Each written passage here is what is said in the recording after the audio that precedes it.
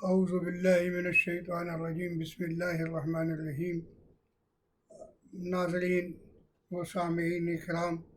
السلام علیکم ورحمۃ اللہ وبرکاتہ۔ آپ کو معلوم ہے کہ اب بعض ممالک میں بلکہ جاپان میں بھی 8 تاریخ بروز جمعہ 8 تاریخ کو اکتوبر کی 8 تاریخ کو پہلی ربیع الاول شروع ہو رہی ہے۔ یہ مبارک مہینہ رسول کریم صلی اللہ علیہ وسلم کی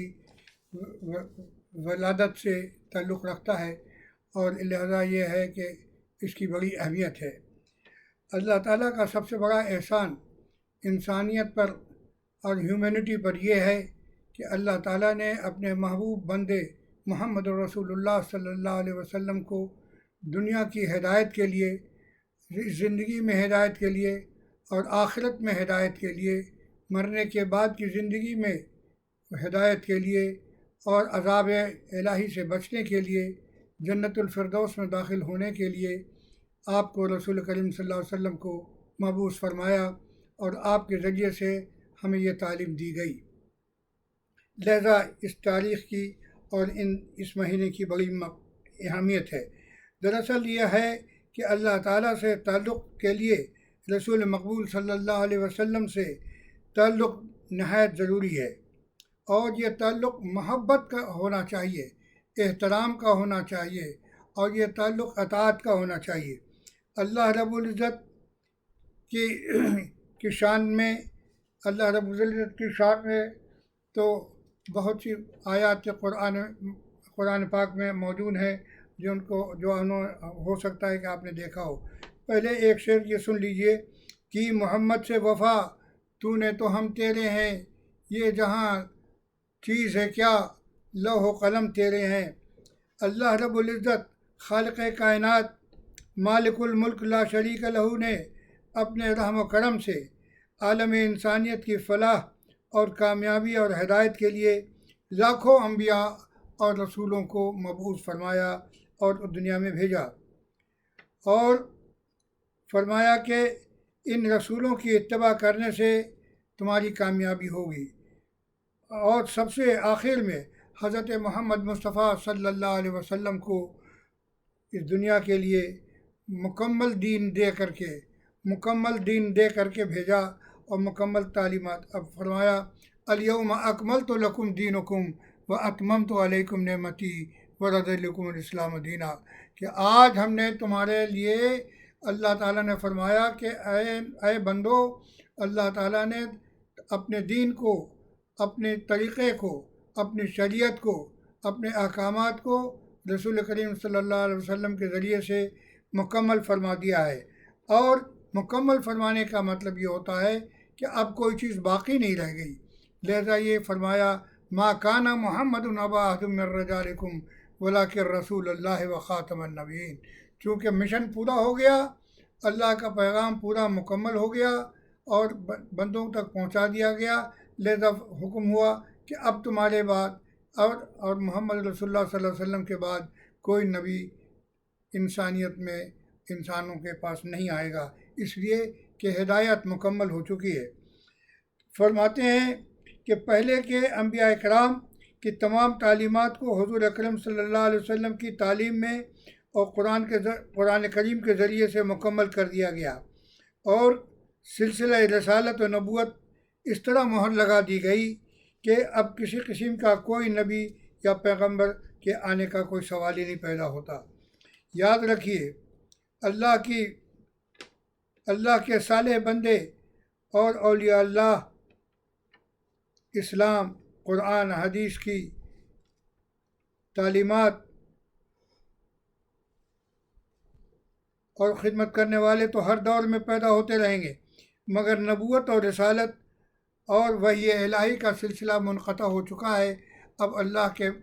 رسول صلی اللہ علیہ وسلم کے بعد کسی نبی کے آنے کا کوئی سوال نہیں ہوتا۔ تو دراصل چیز یہ ہے کہ اللہ سے تعلق کا ذریعہ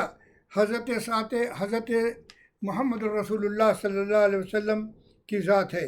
اللہ رب العزت نے اعلان کر دیا ہے کہ ہدایت اور کامیابی اور رضا الہی اگر کوئی حاصل کرنا چاہتا ہے تو اس کا ذریعہ صرف یہ ہے کہ محمد رسول اللہ صلی اللہ علیہ وسلم کے دامن کو پکڑے اور آپ کی رضا کو، اللہ کی رضا کو سمجھے۔ دراصل اور کامیابی اور رضا الہی کا صرف ایک ذریعہ ہے، اور وہ ہے فعل اور قول رسول صلی اللہ علیہ وسلم کا صرف ایک ذریعہ ہے، اور اللہ کو راضی کرنے کا صرف یہ ذریعہ ہے کہ رسول کریم صلی اللہ علیہ وسلم کو راضی کیا جائے، اور یہ ہے کہ اس کے رسول سے تعلق کو مستحکم کیا جائے۔ رسول کی اطاعت ہی میں اللہ کی اطاعت ہے۔ رسول کو چھوڑ کر کسی اور ذریعے سے اللہ کو راضی کرنا یا اللہ سے تعلق پیدا کرنا یہ ناممکن ہے۔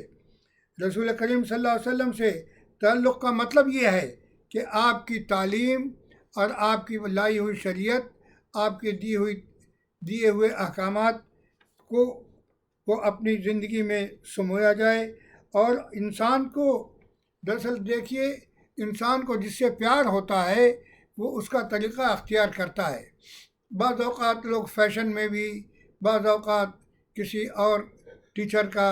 کسی اور استاد کا کہا ہوا یا کسی سائنٹسٹ کا کہا ہوا مان لیتے ہیں اور اس کی نقل اتارتے ہیں۔ تو دراصل ہمیں اگر رسول کریم صلی اللہ علیہ وسلم سے محبت ہے تو اس کا تقاضا یہ ہے کہ ہم رسول کریم صلی اللہ علیہ وسلم کی اطاعت کریں، اور آپ نے جو احکامات دیے ہیں، آپ نے جو بتایا ہے اس پر عمل کرنے کی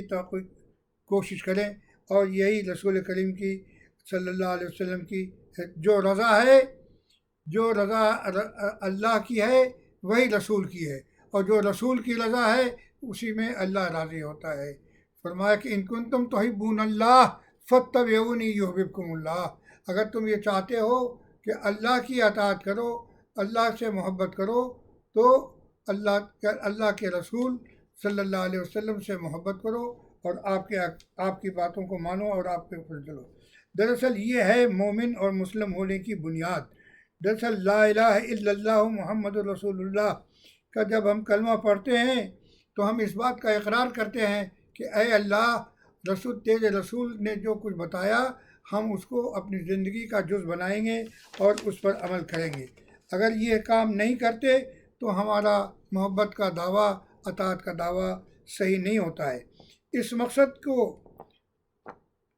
حاصل کرنے کے لیے اللہ اور رسول کی ذات اور رسول کی صفات کو سمجھنا ہوگا اور اس کا مطالعہ کرنا ہوگا اور لوگوں سے معلوم کرنا ہوگا، کتابوں کو پڑھنا ہوگا۔ اگر ہم یہ کام نہیں کرتے تو صرف زبان سے اگر ہم کہتے ہیں کہ ہم رسول کی اطاعت کرتے ہیں، رسول کی محبت کرتے ہیں، تو یہ ہمارا دعویٰ بغیر دلیل کا ہوگا اور یہ دعویٰ نہایت ہی کمزور ہوگا۔ رسول کریم صلی اللہ علیہ وسلم کو چھوڑ کر اللہ سے تعلق ناممکن اور نامقبول ہے۔ یاد رکھیے، کلمہ طیبہ جیسا کہ میں نے عرض کیا، اس کے دو جز ہیں، ایک تو ہے توحید اور دوسرا ہے رسالت۔ دونوں کو جب تک کہ ایک ساتھ اور دل سے اقرار کے ساتھ، محبت کے ساتھ اور بلا شک و شبہ کے ساتھ توحید اور رسالت دونوں کو نہیں تسلیم کیا جائے گا، یہ کسی کا یہ ایمان نامکمل ہوگا۔ اسی لیے عربی میں، فارسی میں ایک لفظ ہے، بمصطفیٰ بے رساں خیشرا کہ دی ہماست، اگر بہو نہ رسیدی تمام بو لہبیست۔ اگر تم یہ چاہتے ہو کہ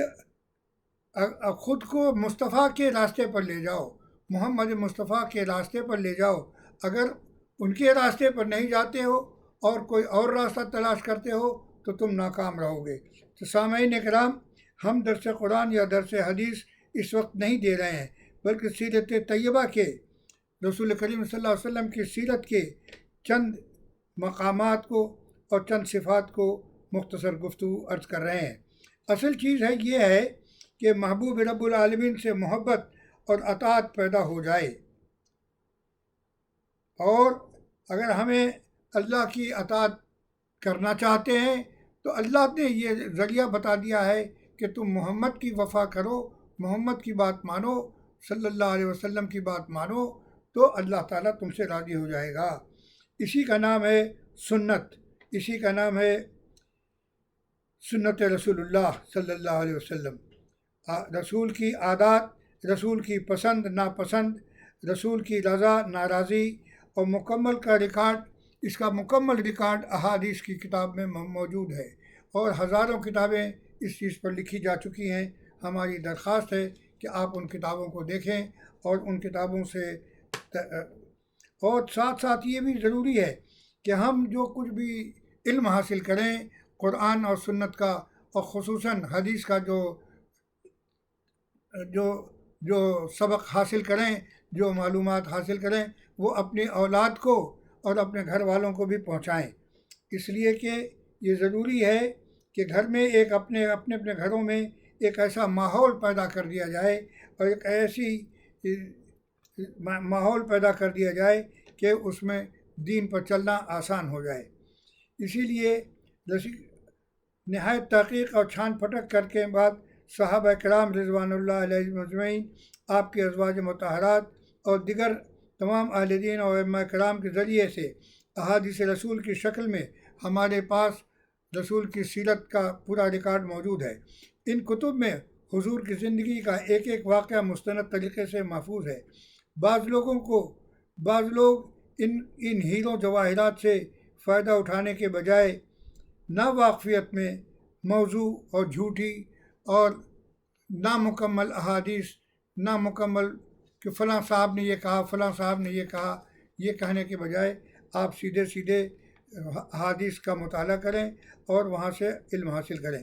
جو لوگ صرف قرآن، بعض لوگ کہتے ہیں ہم صرف قرآن کو مانیں گے، تو یہ غلط بات ہے، اس لیے کہ وہی قرآن آپ سے یہ کہتا ہے کہ رسول کی اطاعت کرو۔